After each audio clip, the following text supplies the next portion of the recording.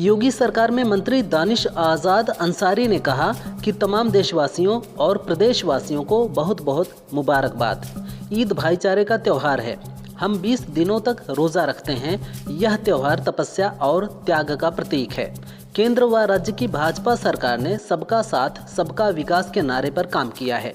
खासकर मुस्लिम समाज के लिए हमारी डबल इंजन की सरकार ने धरातल पर बहुत ईमानदारी के साथ काम किया है। सपा सुप्रीमो अखिलेश यादव ने कहा कि जब मैं लखनऊ ईदगाह आ रहा था तब जानबूझकर पुलिस ने मुझे रोक लिया।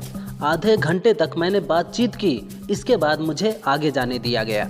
जब मैंने जानना चाहा कि आखिरकार ऐसा क्यों किया जा रहा है तो किसी अधिकारी के पास कोई जवाब नहीं था। मैं इसे क्या समझूं? तानाशाही या इमरजेंसी?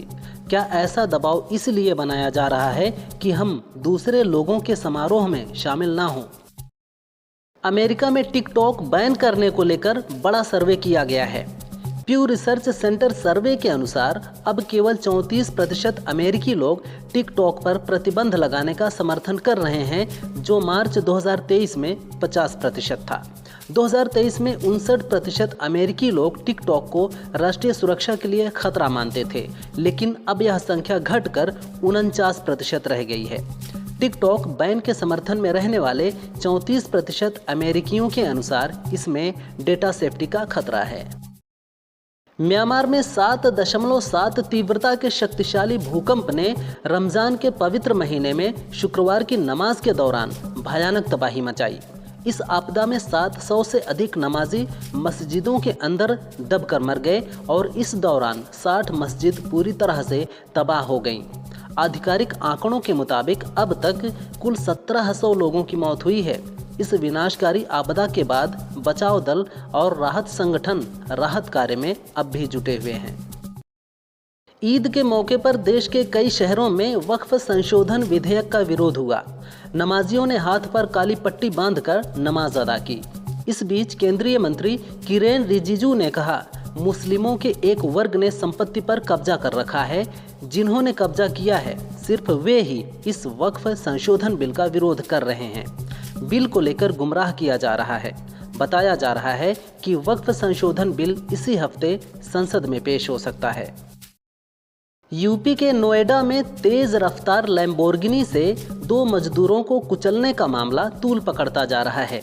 अब जानकारी सामने आई है कि यह कार मशहूर यूट्यूबर मृदुल तिवारी की है। पुलिस मृदुल से पूछताछ कर रही है। पुलिस ने पूछा कि हादसे के समय आरोपी गाड़ी किसकी अनुमति से चला रहा था। बताया जाता है कि आरोपी दीपक कार ब्रोकर का काम करता है। दीपक टेस्ट ड्राइव के दौरान लैम्बोर्गिनी चला रहा था, तभी यह हादसा हो गया। महाकुंभ में वायरल हुई मोनालिसा को फिल्म ऑफर करने वाले डायरेक्टर सनोज मिश्रा को गिरफ्तार कर लिया गया है। बताया जा रहा है कि रेप केस में दिल्ली हाई कोर्ट से बेल खारिज होने के बाद दिल्ली की नबी करीम थाना पुलिस ने सनोज को अरेस्ट कर लिया है। सनोज पर आरोप है कि उसने एक छोटे कस्बे से आकर एक्ट्रेस बनने की चाहत रखने वाली लड़की के साथ कई बार रेप किया।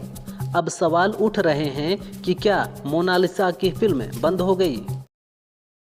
कल देश भर में ईद का त्यौहार मनाया गया। इस बीच पश्चिम बंगाल की मुख्यमंत्री ममता बनर्जी कोलकाता स्थित ईदगाह पहुंची। यहां उन्होंने कहा, नवरात्रि चल रही है जिसके लिए मैं शुभकामनाएं देती हूं। हम नहीं चाहते हैं कि कोई दंगा करे। आम लोग अराजकता नहीं फैलाते, बल्कि राजनीतिक दल ऐसा करते हैं। यह शर्म की बात है। हम सभी धर्मों के लिए अपनी जान कुर्बान करने को तैयार हैं। वक्फ संशोधन बिल 2024 को लेकर बड़ा अपडेट सामने आया है। बताया जा रहा है कि ये बिल 2 अप्रैल को संसद में पेश हो सकता है। देश के कई इलाकों में इस बिल को लेकर मुस्लिम समुदाय ने विरोध किया है। ईद के मौके पर भी दिल्ली, हैदराबाद और भोपाल में नमाजियों ने हाथ पर काली पट्टी बांधकर इस बिल का विरोध किया, जबकि केंद्रीय मंत्री किरेन रिजिजू ने कहा कि हमारा उद्देश्य सिर्फ वक्फ बोर्ड में पारदर्शिता लाना है।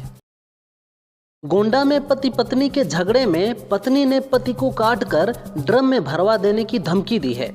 पीड़ित पति धर्मेंद्र ने कहा कि साल 2016 में उसने माया से प्रेम विवाह किया था, लेकिन उसके कुछ सालों बाद उसका एक रिश्तेदार नीरज से अवैध संबंध बन गया।